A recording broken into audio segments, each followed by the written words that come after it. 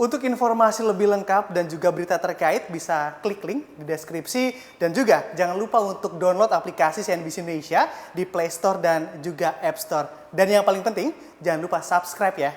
Ekonomi Indonesia pada kuartal 3 tahun 2021 tumbuh melambat pada level 3,51%. Realisasi ini lebih rendah dari kuartal sebelumnya yang mencapai 7,07%.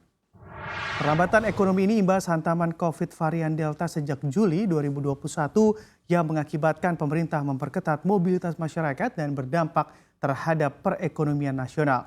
Dari sisi pengeluaran semua komponen tumbuh, pertumbuhan tertinggi terjadi pada komponen ekspor barang dan juga jasa sebesar 22,23%.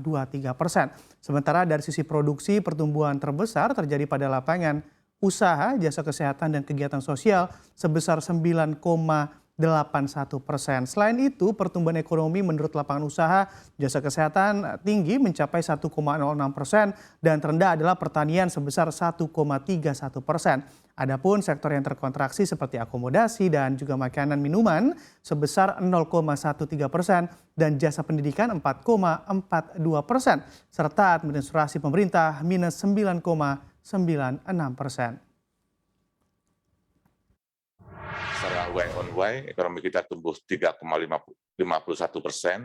Kalau dibandingkan dengan tahun-tahun sebelumnya, ya capaian ini belum mencapai level di angka 5%.